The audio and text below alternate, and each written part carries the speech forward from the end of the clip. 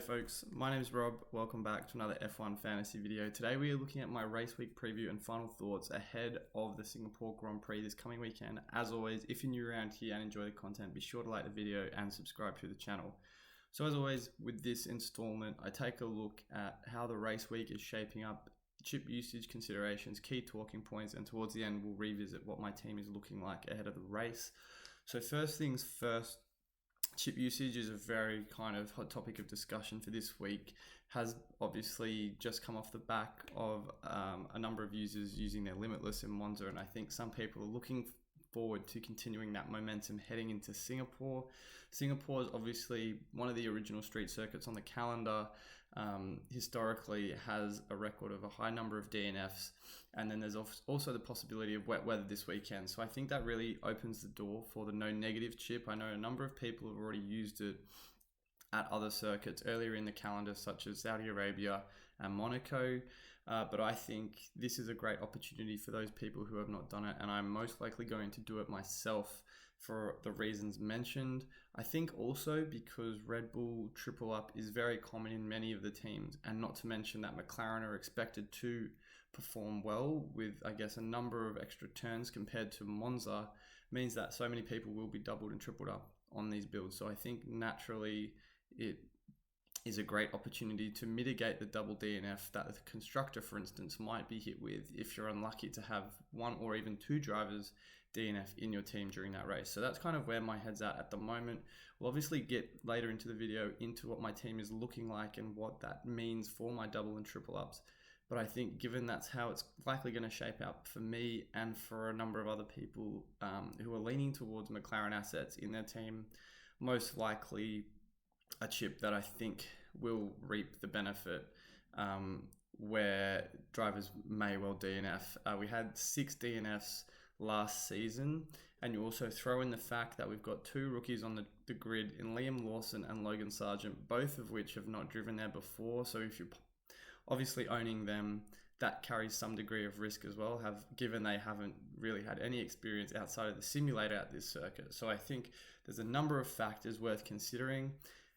Whether another unpredictable one, and there has been mixed reports of what that's going to look like heading into this race. If I do just quickly get up the forecast on my screen. Now, I don't have kind of any certainty or guarantee around this. A week and a half ago when I looked at my team selection video and my chip strategy usage, check them both out on my channel if you haven't already done so. There was a much higher percentage of precipitation at Singapore. It seems as though that has probably come down just a little bit, but as you can see here on the screen, Friday through to Sunday, there is scattered showers and thunderstorms throughout the afternoon. So given that's in the lead up to all of the sessions on the calendar, that may potentially carry through. Again, I'm not going to try and speculate too much because weather is certainly very unpredictable, but in that same vein, just something to keep in the back of your mind. And if you do want to ultimately go for the no negative with that weather risk, then I think it's very much a safe bet to go through with using.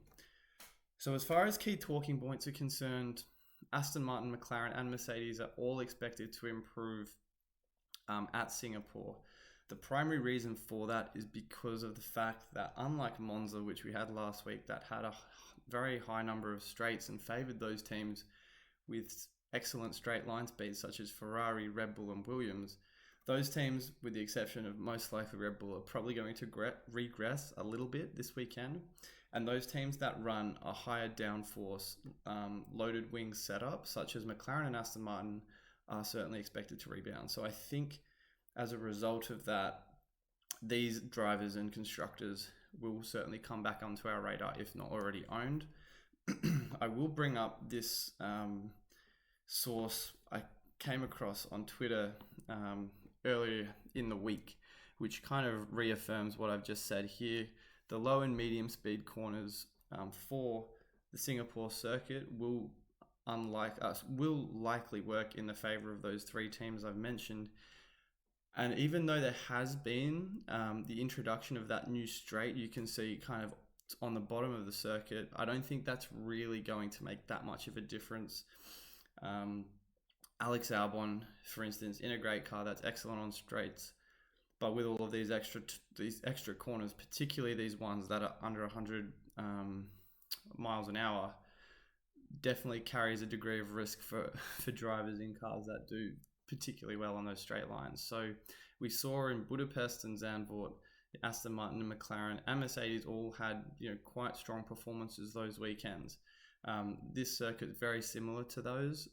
So I think we will see the emergence of, say, Oscar Piastri, Lando Norris, Fernando Alonso, and even maybe George Russell come back onto our fantasy radars for this week. So just something to keep in mind there, because obviously dependent on practice, but I think it's something that will no doubt warrant serious consideration before our team locks on Saturday. Another thing that is interesting to me is that AlphaTauri are bringing Red Bull-like upgrades to Singapore. I think, again, not quite sure what this is going to look like until we see the performance of the AlphaTauri in practice. But I think for someone like Yuki Tsunoda in particular, I think Liam Lawson for me not so much, but Yuki Tsunoda certainly, even though he DNF'd here last year, comes onto our radar as that fifth driver, that budget slot driver under 6 million. A lot of people will be running Guan Yu Zhou, and he's currently in my team at the moment. But I think Yuki Tsunoda, we've seen from him this season, he has been able to get a little bit out of that AlphaTauri. Maybe not as many points as we expected, but he has driven quite well in a number of races. I think he'll not only be looking to bounce back, but with those upgrades, hopefully give him the opportunity to contend for a points finish. Whether or not he can obviously put in a performance on Saturday that puts him high up the grid is obviously yet to be seen, but I think these upgrades could certainly spell some promise for him heading into the weekend. So I will just quickly revisit what my team's looking like for this week. This is the team I had most recently at Monza. Alex Albon came in because of that excellent Williams speed, had a great weekend fantasy-wise.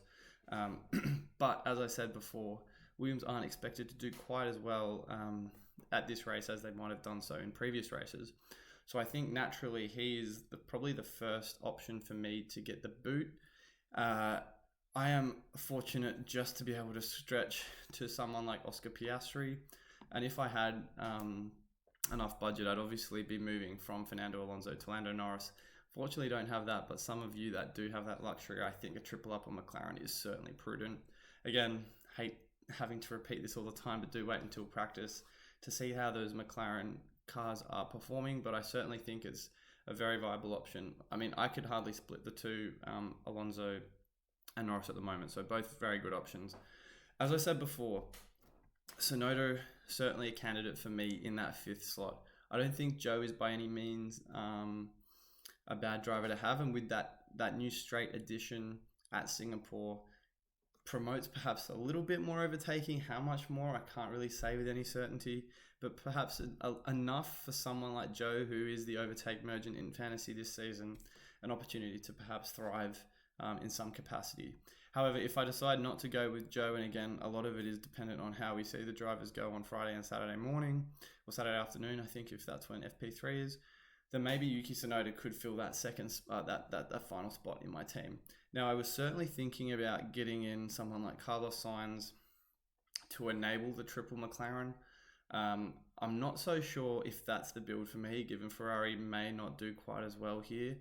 But notwithstanding that, for those of you that haven't thought about that, you could certainly bring him in and then instead of Alonso, get to Lando Norris here. So I just have enough budget for this build. Again, I'm not so sure if I like this quite as much as the team I just had on screen.